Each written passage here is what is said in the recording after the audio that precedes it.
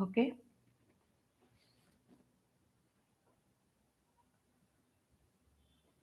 Yes, Pachi. Okay. Thank you. Thank you. It's fine. ॐ दक्षिणस्य समारम्भा शङ्कराचार्यमध्यमा अस्मदाचार्यपर्यन्ता स्मर्या गुरुपरम्परा श्रुतिस्मृतिपुराणानाम् आलयं करुणालयं नमामि भगवत्पादं शङ्करं लोकशङ्करं शङ्करं शङ्कराचार्यं केशवं बादरायणं सूत्रभाष्यकृतौ वन्दे भगवन्तौ पुनः पुनः ईश्वरो गुरुरात्मेति मूर्तिभेदविभागिने व्योमवद्व्याप्तदेहाय दक्षिणामूर्तये नमः परिज्ञानाश्रम श्रीगुरुशङ्कर परिज्ञानाश्रम शङ्कर सद्गुरु केशववामन कृष्णपाण्डुरङ्ग आनन्द परिज्ञानगुरु सद्यो जात शङ्कर सद्गुरु गुरुर्ब्रह्मा गुरुर्विष्णु गुरुर्देवो महेश्वरः गुरुः साक्षात् परब्रह्म तस्मै श्रीगुरवे नमः ॐ सहना भवतु सहनौ भुनक्तु सह वीर्यङ्करवावहै तेजस्विनावधीतमस्तु मा विद्विषावहै ॐ शान्ति शान्ति शान्तिः. Right now we are seeing the third Valli of the first chapter of the Kathopanishad. And as you remember, Kathopanishad contains two chapters, and in each chapter there are three sections. So we are in the third section, which is called as the Valli of the first chapter, where a few things are being discussed here. What are the things that are being discussed here? What is Jiva? What is this individual which thinks that it is individual and independent of other jivas and other things? Who is that individual? What is that jiva? A person like I say, I am the doer, I am the enjoyer, I went here, I went there, I did this, I did that. So, who's this individual jiva who thinks that he's a karta and a bhokta, and a person who thinks, this individual who thinks that he's different from the rest of the jivas and from Ishvara, who always feels the need to protect himself or herself from the others? This is that jiva. What is this jiva that was talked about in the very first verse of the third Valli we are looking into? And then what is it talking about next? It says that this jiva, this individual, has actually possibility of two goals. There is a possibility of two goals. One is a materialistic goal called as the prayas. The other one is the spiritual goal or moksha called as the shreyas, the shreyo marga, shreyas. So prayas and shreyas are the two journeys that a jiva can take. Two goals. Materialistic goals is one end, one goal, and moksha or freedom from this entire samsara sagara, or this bondage that I feel, that is the other goal. So there are two goals, there are two choices that this jiva has: to either walk on the path of prayas, preyo marga, or walk on the path of Shreyas, the Shreyo Marga, and achieve, whether he wants to achieve material ends or he wants to achieve moksha or freedom from samsara. And there cannot be little of this, little of that, which we have already seen in the previous Vali, because they are two divergent paths. They are absolutely divergent paths, and you need to follow the Veda Purva for fulfilling all one's material needs, and to have the Preyo Marga, one has to go in accordance with the Veda Purva. Whereas in Shreyo Marga, it is divergently opposite to the Preyo Marga, where one has to give up all the material pursuits, or one has to have very, very little value or the Veda Purva, but Vedanta or the Upanishads or Atma Jnana, and reach this particular thing called as the Moksha Purushartha. So here, Yamadharmaraya himself has said earlier that these two paths are very divergent. Viparite Vishuji, he said. There are two different paths. It is not possible. Of course, moksha is the highest, and moksha includes all the other three also. And for a person who is on the path of moksha, because of his prarabdha, Because of his previous karma, Sanchita karma, and because of the Prarabdha karma in this life, he may acquire material things which is incidental. That's it. But at the same time, the primary focus is not on the material benefits or the material way of life, but the primary focus is on the spiritual way of life. Primary focus is on the goal of moksha. So these are the two paths that are available for the jiva. So what is jiva, which was talked about, which is nothing but the reflection of this consciousness in the hridaya guha, which along with the body mind sense complex is called as a jiva, which feels that it is a separate entity by itself. It becomes the karta bhokta, it accrues papa punya, and it is this jiva who travels from body to body, travels from loka to loka. That was what was talked about what is this jiva. And the Upanishad says that these two paths, these two goals are open for the jiva, in the sense that a jiva can pursue either of the paths.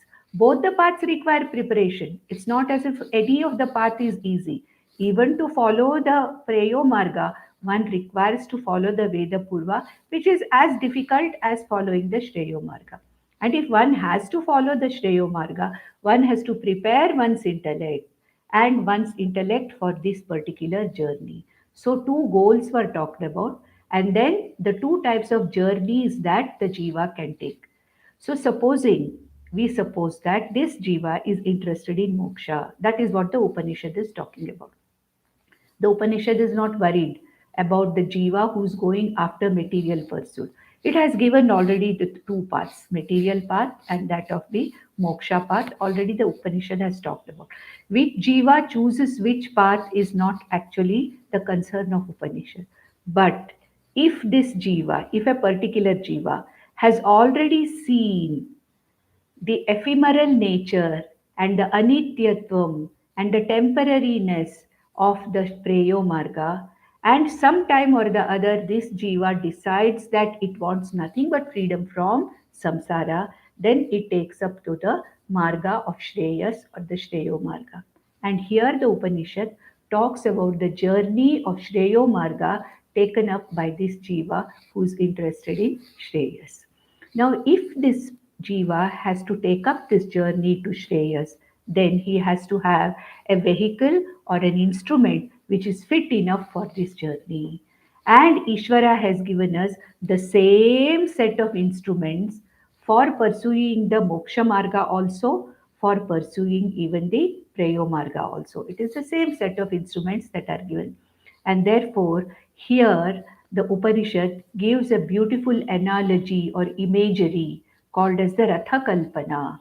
What is the Ratha Kalpana?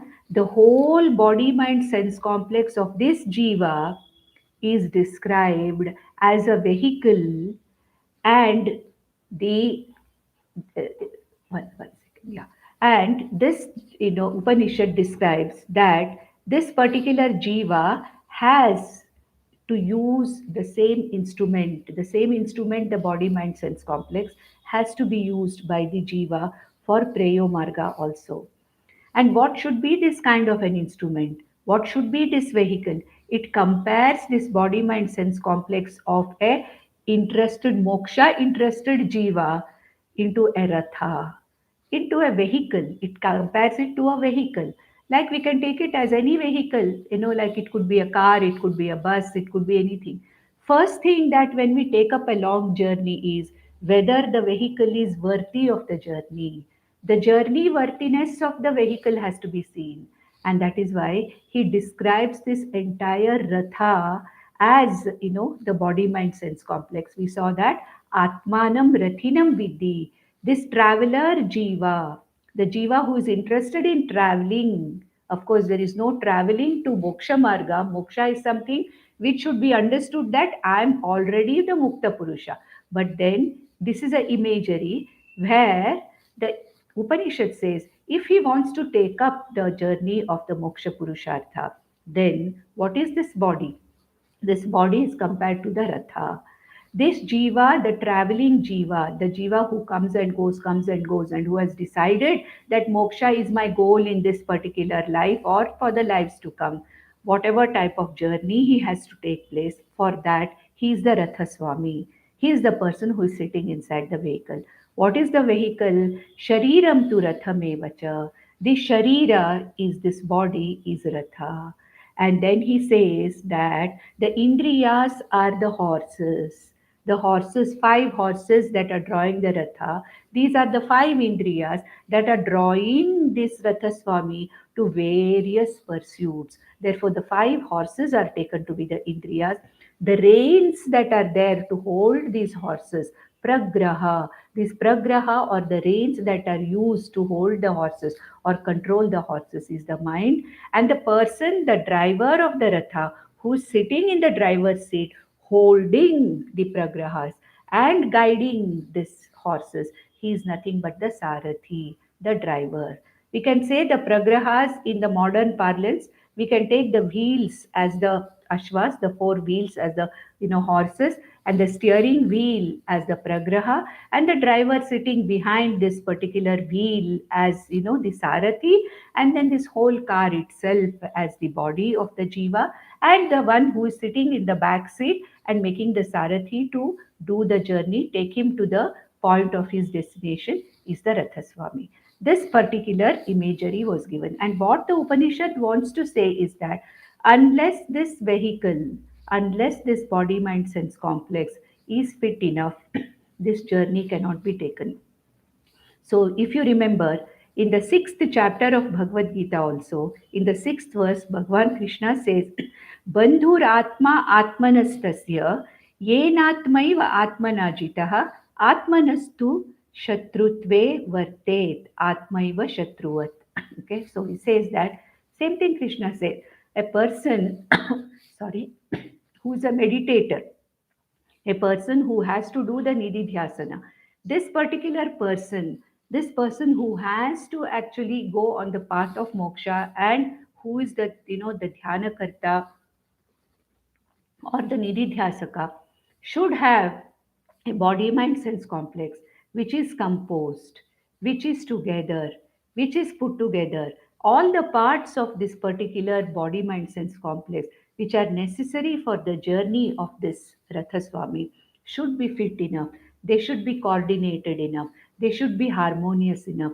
They should all work together. It is not as if the horses are running somewhere, the Sarathi is drunk and he's let all the the reins loose, and then each the ratha is also falling apart here and there. If such a type of a body mind sense complex is there, it is not possible for this journey to take place. So what he says is that for the ratha or the sharira to be fit enough for this journey, there should be sharira arogya, physical arogya should be there. That is one very important thing. Without the sharira arogya, it is not possible for a jiva to go through the journey of Shravanam, Mananam, and Nididhyasanam. Now, what is this journey that one is going through to moksha? Moksha journey. It is going to a guru, surrendering to the Shastra, surrendering to the guru, and also going through this process of Jnana Yoga.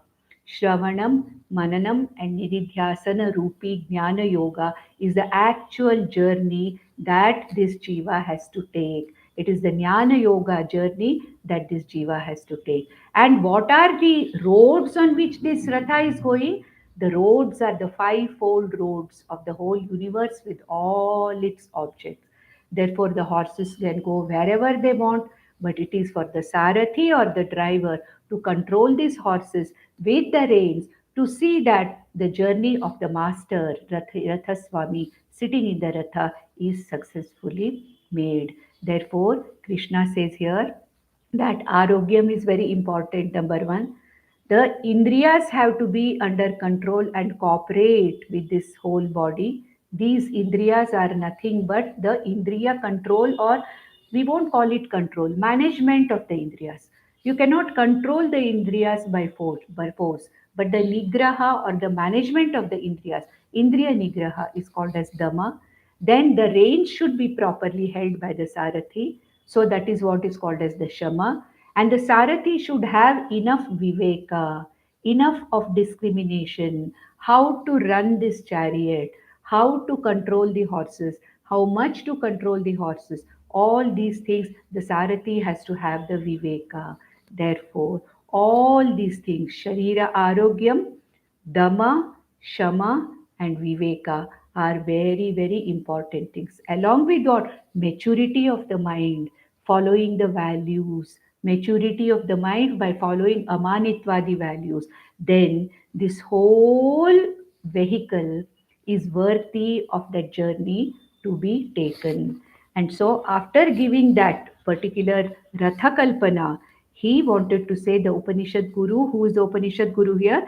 Yamadharma Raja wanted to say, if this vehicle is not in good condition, then what happens? He talked about it in the fifth verse and the sixth verse, which we saw in the last session. In the fifth verse, he said, Yastu avijnanavan bhavati ayuktena manasa saha. Ayuktaha, the one who is not together, the one who does not have shama, the one who does not have viveka, tasya indriyani avashyani, whose indriyas are not having the dhamma to be under the control of the viveka yukta buddhi.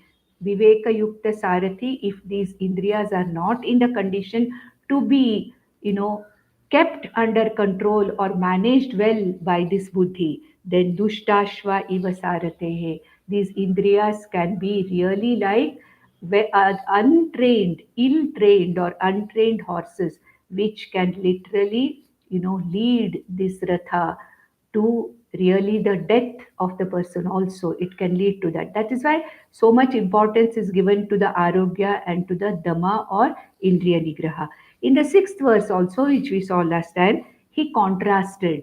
He said, for a person, for this mumukshu, who is taking up this journey of jnana yoga towards moksha, for such a person, a well conditioned body, Shamadamanvita mind and sense organs, and also a buddhi, a sarathi with the viveka buddhi.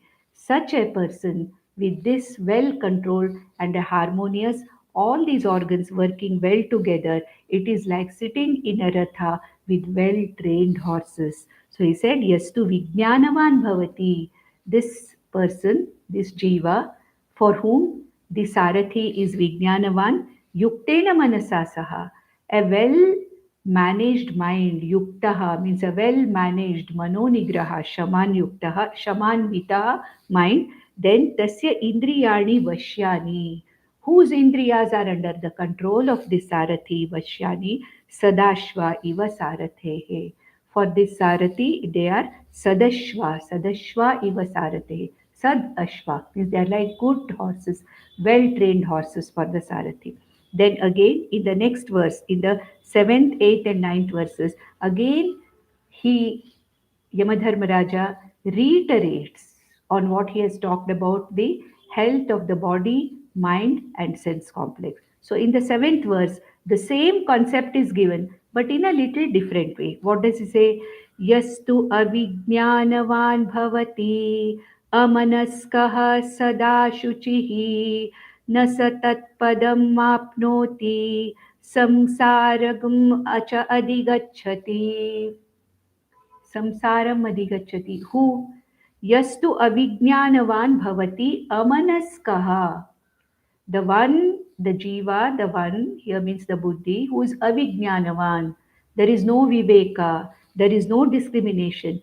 Amanaskaha, actually amanaskaha means the one who has no mind, but here what it means is a person whose mind does not know where to go, what to do. The mind starts with the jnana yoga pursuits, goes for a short time, and then decides it is not for that, goes back to some other method, goes back somewhere else. So a mind which is not giving, supporting this particular jiva in his journey, amanaska, as though he does not have a mind which is not very well managed. So there is no shama, there is no manonigraha. Such a person, amanaskaha, sada ashuchihi. Sada ashuchihi. Ashuchihi means what? This mind which does not have any concept of dharma, a mind which is full of raga dveshas, lobha, raga, dvesha, kopa, all these things, which are there, which are making this mind as though impure. Sada ashuchihi. There are no good values. Daivi sampatti is not there. Mostly Asuri sampatti is there. Highly emotional mind, all kinds of emotions, all the time raga, dvesha, anger, a mind which is not really, prepared or matured with values. Such a mind, a person may be a viveki, possible, but if the mind of such a person is not having any values for these things, and if the mind is completely full of raga dveshas, and a mind which does not know what it wants to do, and a mind which is not under the nigraha of the Sarathi, such a mind, what happens? Nasa tat padam apnoti. Such a mind is incapable of grasping the truth on the journey of Jnana Yoga. Tat padam apnoti. Tat padam means whatever the Upanishad is going to talk about Brahman and Atma, that tat padam na apnoti. Brahmani does not really find that goal of moksha. He does not really understand what moksha is.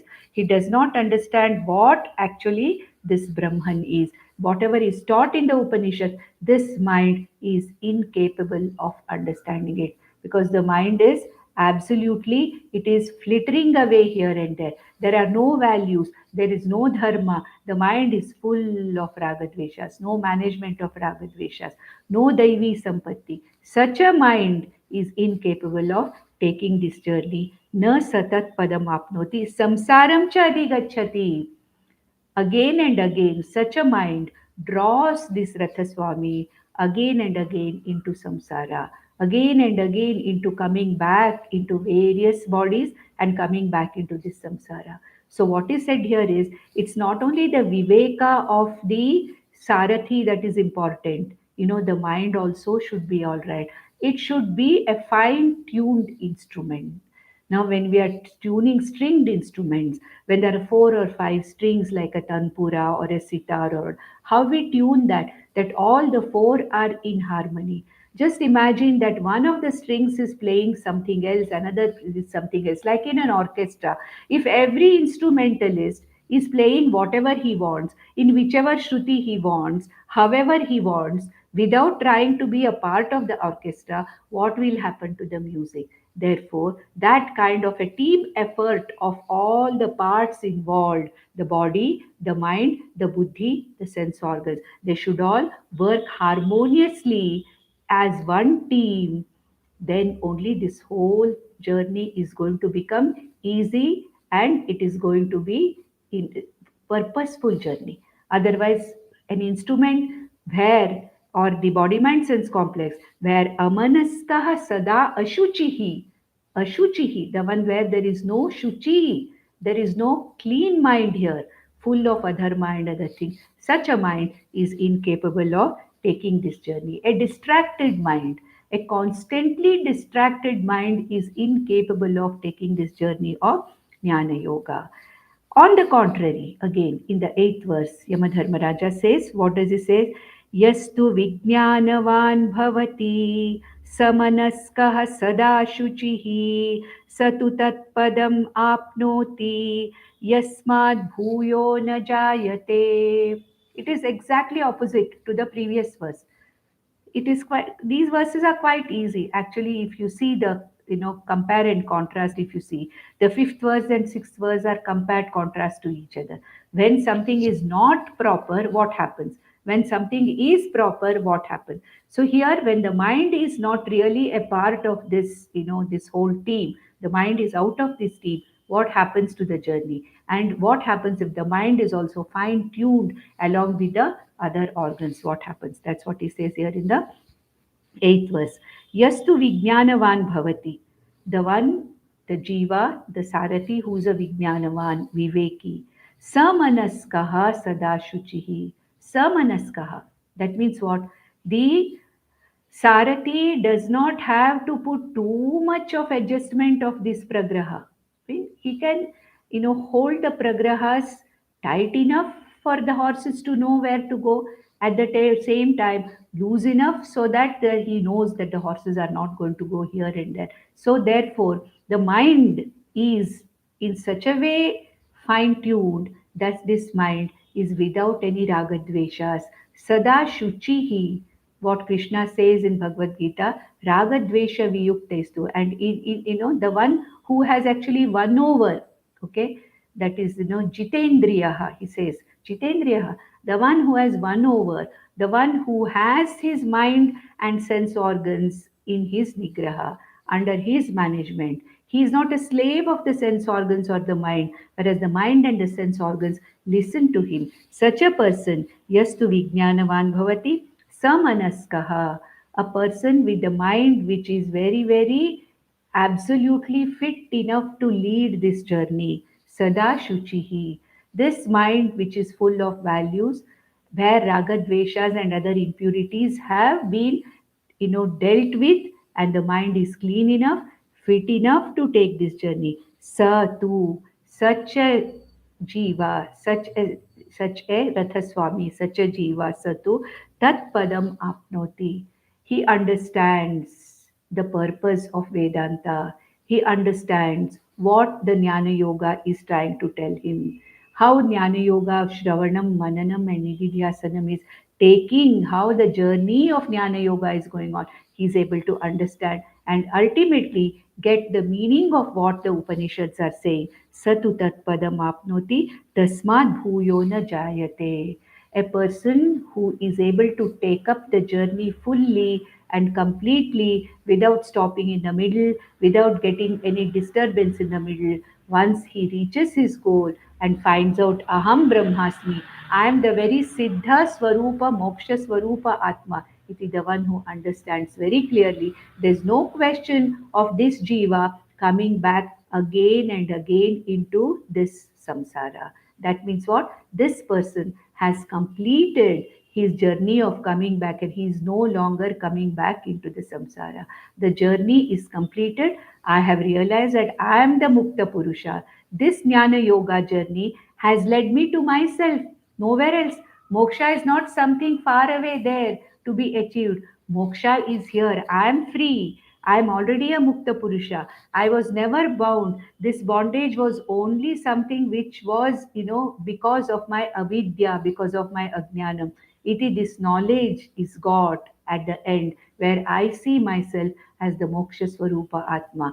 Aham Tad Brahma iti, I very clearly understand. This is the end of the journey, and he says, Tasmat Bhuyo na Jayate. Such a person who has understood his real nature as Aham Brahmasmi, such a person does not come back again and again into various bodies. There's no question of travel for him anymore. His travel is over. It is only the Preyo Margi or a person who has not succeeded in Jnana Yoga comes back again and again. But in the sixth chapter, Lord Krishna has promised us those who have started this journey of Jnana Yoga, even if they have not come to the end, and if they die in the next life, I see that they begin from where they left, and then they will have the surroundings which are conducive enough to continue their journey. So we have to accept and trust this promise of Krishna that if we are not able to really achieve that understanding, there's nothing to achieve here in moksha. It is a mere question of mere understanding. It is an understanding that I am this Mukta Purusha Atma, I am this Brahman. And once I understand that, then I realize this journey was nothing but understanding that I am not this body, mind, sense complex, but I am this Atma, which is none other than the Adhishtanam Brahma. This is the completion of the journey. Once this journey is completed, there's no question of this Jiva coming back again and again into life. Then here he says here in the next verse, in the ninth verse, which is the end of this Rathakalpana, what does he say? Vijnana सारथिर्यस्तु मनः प्रग्रहवान्नरः सोध्वनः परमाप्नोति तद्विष्णोः परमं padam. So, Vijnanavan Sarathi, he summarizes the whole thing now. Yastu Vijnanavan Sarathihi. The Jiva who has got a Vijnanavan Sarathi, a Sarathi or the intellect which is prepared with Karma Yoga and Upasana Yoga, and there is adequate Viveka and Vairagya, and there is a discriminative intellect there. Manaha Pragrahavan Naraha. And a person who has a shamanvita manaha, saha advanaha param apnoti. Ultimately, apnoti means what? He gets that ultimate journey or the goal for which he started the journey. That is so advanaha. Advana means, ultimately that path he reaches, that particular road he travels, that particular journey which he has taken, it takes him to the right end. What is the end? Param apnoti. Brahmavidapnoti param, says Taittiriya Upanishad. Such a person who has taken the journey of Jnana Yoga ultimately understands what that moksha is. My journey initially starts with what? I want moksha. For me now, where is moksha? Where is Brahman? Brahman is to be something somewhere as an object. Moksha is somewhere. I have to go all the way and find this moksha. I have to go all the way somewhere with Jnana Yoga. Brahman is sitting somewhere. I will find this moksha, Brahman and moksha. It's not that. This journey only tells me that what I'm looking for is myself. What I'm looking for as Brahman is nothing but this Atma. What I'm looking for as moksha is not a padam. It is not as something which is there to be reached. It is something which I know, which I already am. That I'll come to know only at the end of my Jnana Yoga journey. That is what is called as the understanding. That Jnanam, that ultimate Atma Jnanam, as to who I am, and I really don't need this journey. I'm already that which I'm looking for. But this journey was necessary to understand this fact that whatever I want to be, whatever I was going in search of, I'm already that. Iti, I understand it at the end of the journey. Saha advanaha param apnoti. That ultimate param advanaha, that ultimate goal, he apnoti. Apnoti means what? He gets. See, there is a limit to which the Upanishad can also say. It says apnoti, prapnoti. He gets moksha, he gets Brahman. But we have to understand very clearly there's no getting anything here. Brahman is not an object of my perception. Brahman is me, the subject consciousness. Moksha is not something to be attained outside. Moksha is my own nature. I am the Nitya Shuddha Buddha Mukta Atma. But when will I know it? Only when I take up this journey of Jnana Yoga, I will know it. And ultimately, the Upanishads say, what are you looking for? That Brahman which you are looking for, that moksha which you are looking for, is nothing but that consciousness within you. Yo Veda Nihitam Guhayam Parame Vyoman. Taittiriya Upanishad says, Yo Veda, the one who knows, that consciousness which is in one's own Hridaya Guha, that is what is this Atma, this Brahman. And knowing this is ultimately moksha. And knowing this, I realize that the body, mind, sense complex are mere appearances. The world is mere appearance. The world is mithya. The body, mind, sense complex is mithya. I am the only Satyam, Ahamatma, only Satyam. This understanding is ultimately what is called as moksha. Therefore, he says, So advana paramapnoti tad vishnoho paramam padam. This understanding that I am that Atma which is ever free is called as Vishnoho Paramam Padam. It does not mean that I reach Vaikunta or Kailasa. Vishnoho Paramam Padam means what? I reach or I understand the Vishnu Swarupa. Vishnoho Paramam Padam does not mean I go to Vaikunta. That's also a place. So, therefore, it is not that. The meaning of Vishnoho Paramam Padam. So Advanaha Param. That Param Advanam Apnoti. What is that? Tad Vishnoho Paramam Padam. That means what? This Vishnu means Sarva Vyapaka. Vyapnoti. Sarvam Vyapnoti iti Vishnu. So, what is Vishnu? That Atma which is everywhere. That Atma, that Brahman, which pervades everything. That is the very Swarupam of Vishnu also. So when you say he reaches the abode of Vishnu means what? Paramam Padam Vishnoho Paramam Padam Apnoti. Means he reaches the abode of Vishnu. What is the meaning of that? Reaching the abode of Vishnu means understanding himself to be nothing but that Vishnu Swarupa. What is the Swarupam Vishnu? All pervading consciousness. What is Vishnu? that is, all pervading, everywhere. Anoho aniyan, mahatoho mahiyan. That consciousness, that existence which is there from the smallest of the small to the largest of the large, that which is the adhishtanam, sarva adhishtanam, that is what is called as Vishnu, Vyapnoti, that which is all through, it is abiding everywhere. That Swarupam of Vishnu, which is nothing but my own Swarupam, Apnoti. That means this person understands that all pervading Brahman is nothing but I, the Atma. Atma Brahma Aikyam. This particular knowledge, this particular understanding, knowing my own Swarupam as the very Swarupam of Vishnu is what is called as Vishnoho Paramam Padam. There's no question of reaching anywhere here. There's no question of reaching any particular loka here. Here, Vishnoho Paramam Padam means I understand the reality or the truth of my own nature.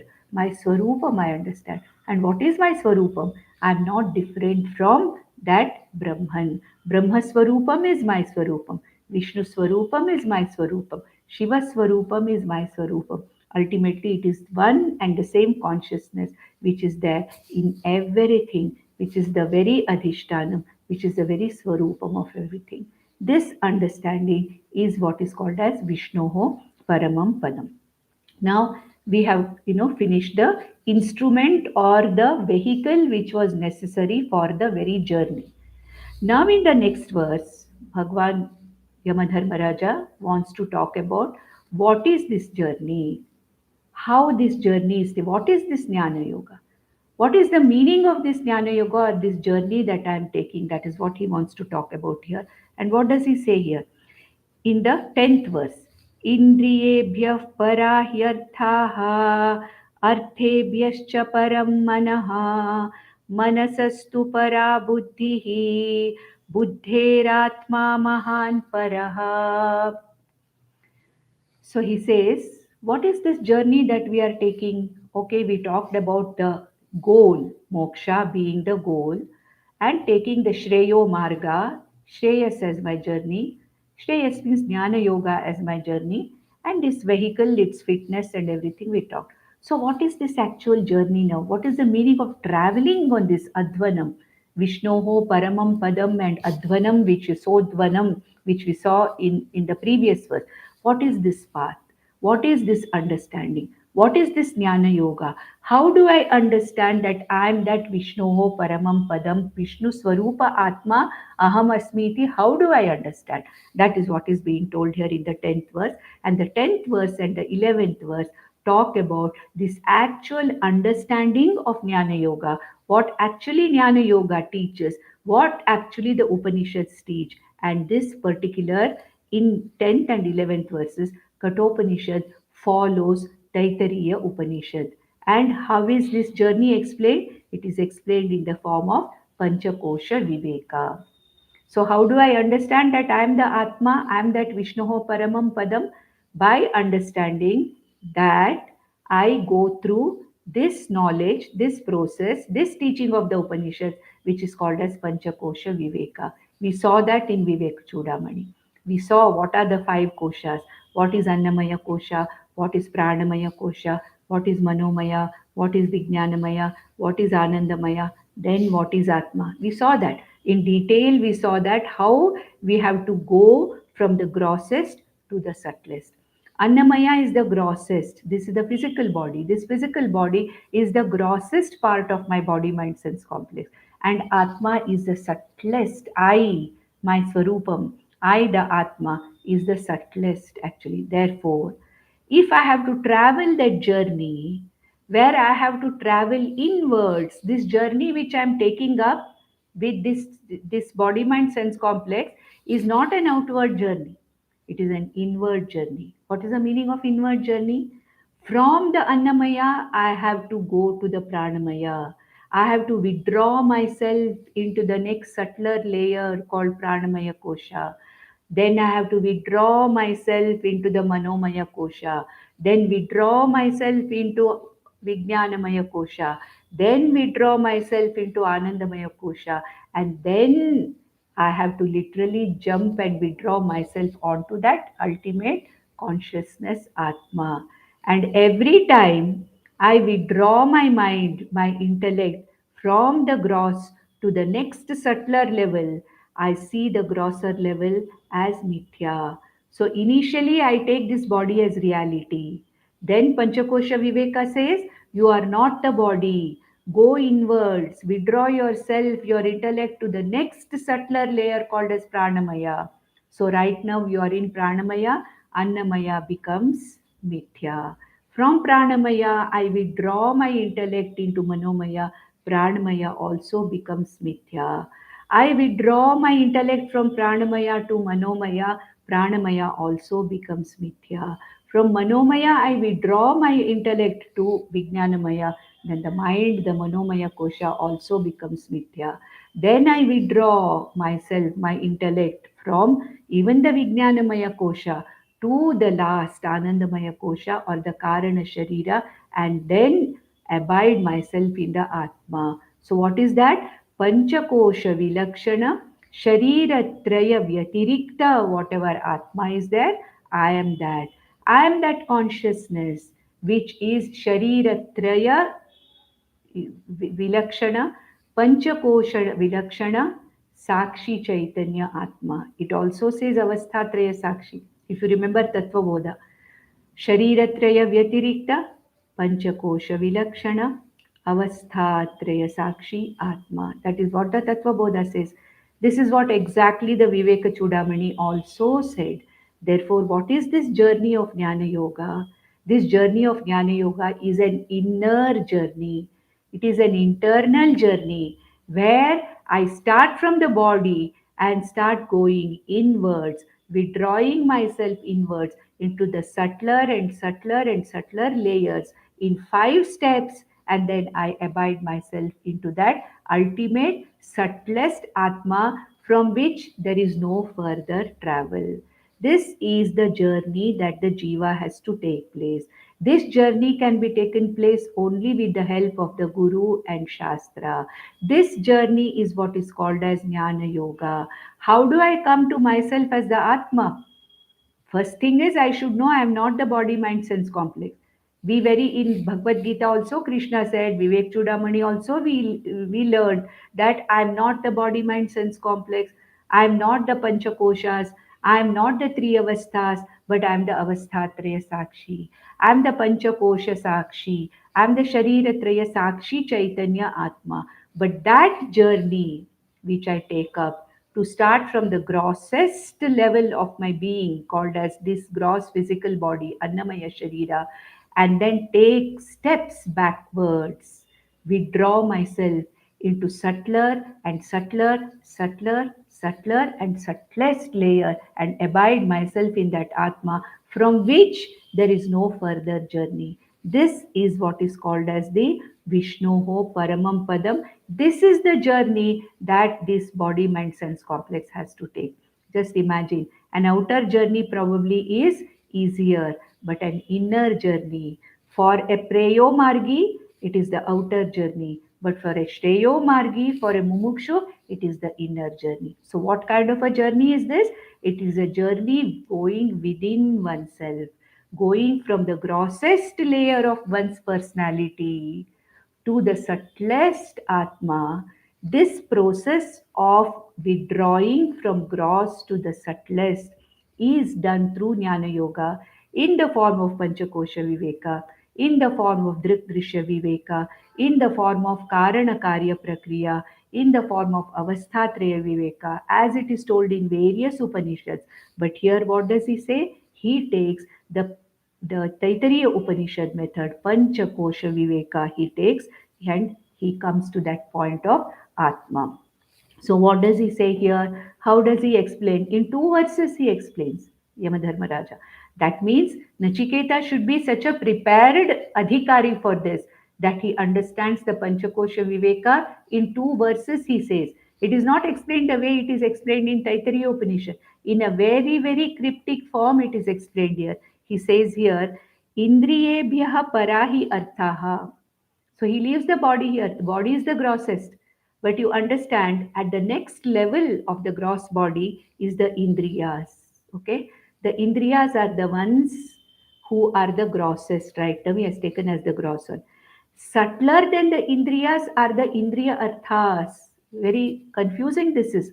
Indriyebhyaha hi para arthaha. That means the objects of the sense organs are even subtler than the sense organs. We may find it very difficult to understand because we don't see the sense organs.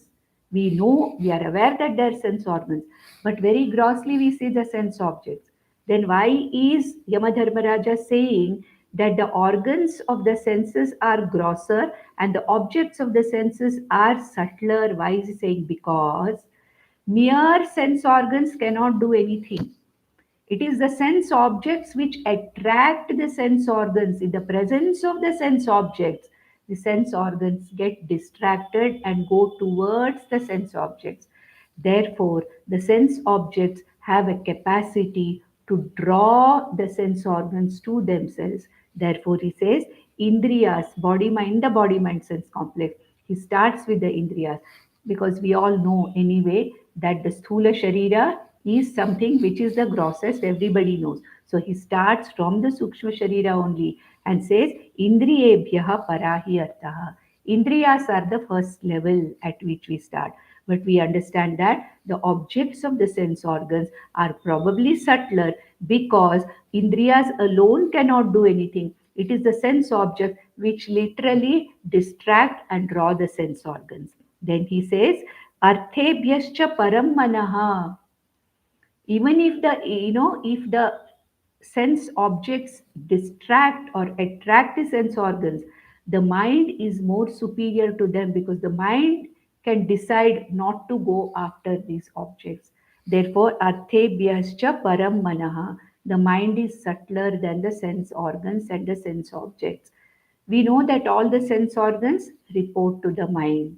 Whatever the eye see, the ears hear, whatever the nose smells, whatever the tongue tastes, whatever the skin touches, everything is reported to the mind. So he says, Indriyebhyaha paramanaha. That's what Krishna also says in the Bhagavad Gita. He doesn't go to this, he makes it much easier. Indriyebhyaha param manaha. He goes straight away. He says Indriyas are gross, the body is the grossest, Indriyas are the next gross station, and mana is the next subtler station. Subtler. Grossest station is the body, and the Indriyas are the next station, next gross or the subtler than the body.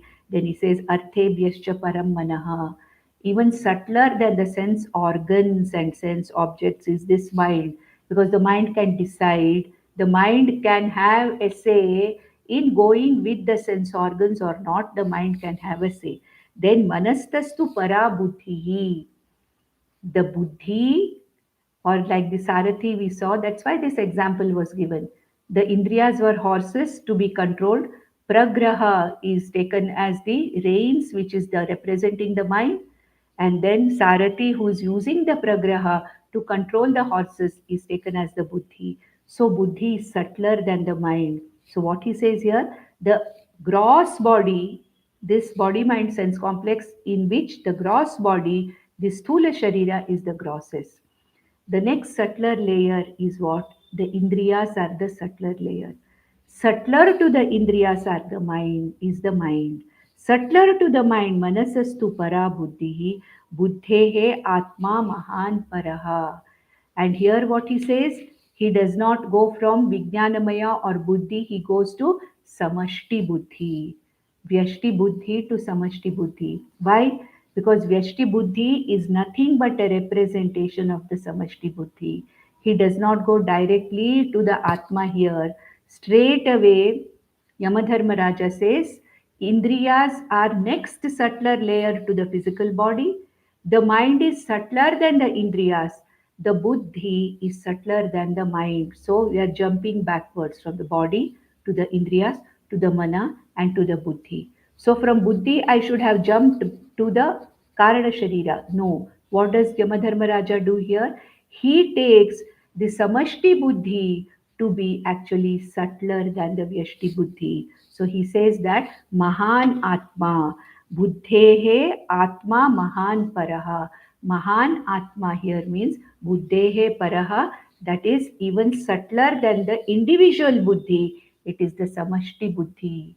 What is Samashti Buddhi? Samashti Sukshma Sharira. What is the name of Samashti Sukshma Sharira? Hiranyagarbha. So directly Yamadharmaraja is talking about simultaneously seeing the Vyashti and the Samashti together. Same thing happens in Taittiriya Upanishad also. When you go backwards from the grossest to the subtlest, the Samashti and the Vyashti are taken together. The total and the individual are transcended together. So, what is this process here? Transcending the gross physical body to the next level called as Indriyas, subtler level.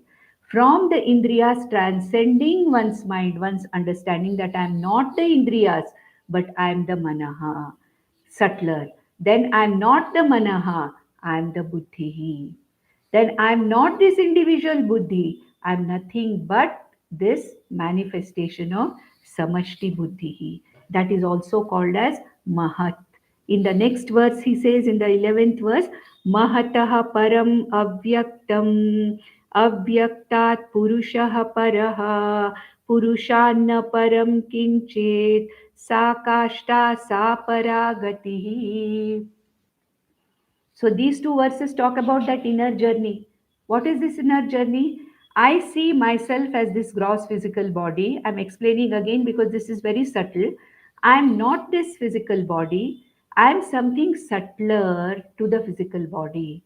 Indriyas are subtler than the physical body. Therefore, I transcend my identification with the physical body and transcend or jump to the sense organs. There I realized that I am not the sense organs also, but I am the mind. I transcend the sense organs and then come to the mind. I am the mind.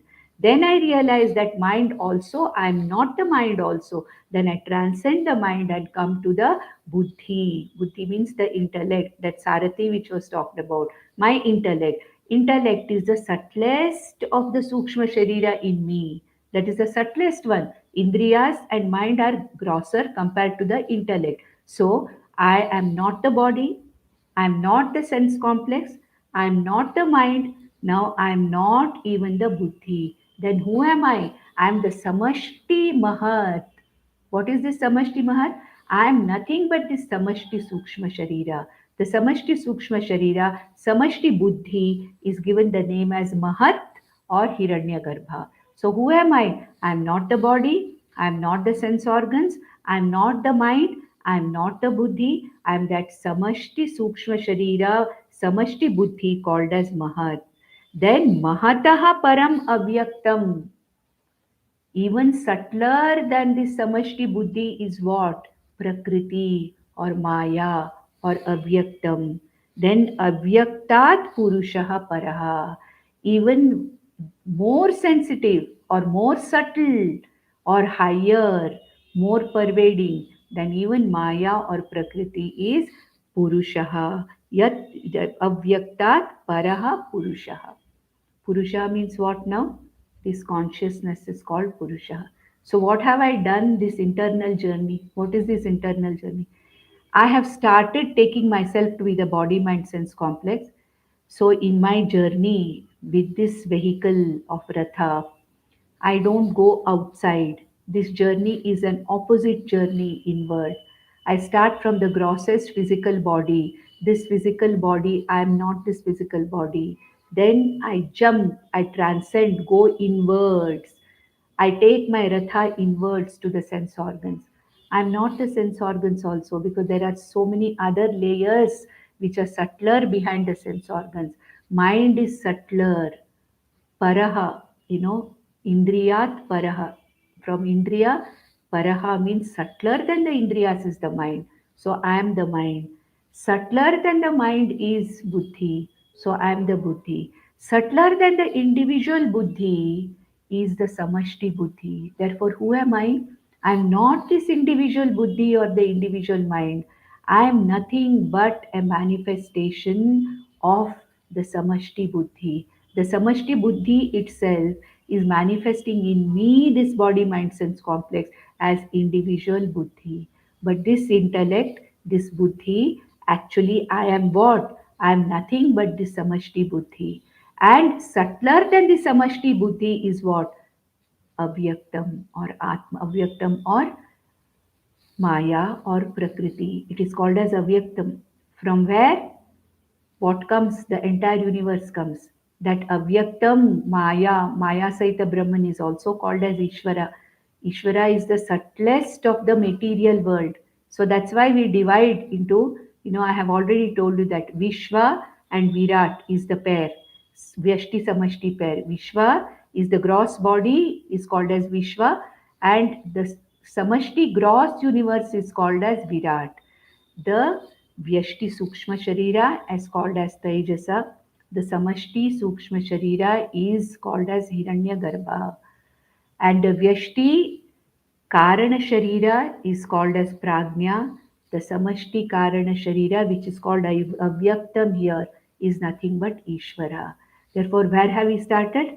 I am not the body, I am not the sense organs, I am not the mind, I am not the intellect, I am the Samashti intellect, I am not even that, I am the Samashti Karana Prapancha, I am not even that, I am that Purushaha, that Purusha or that consciousness which is the Adhishtanam of that very Avyaktam also.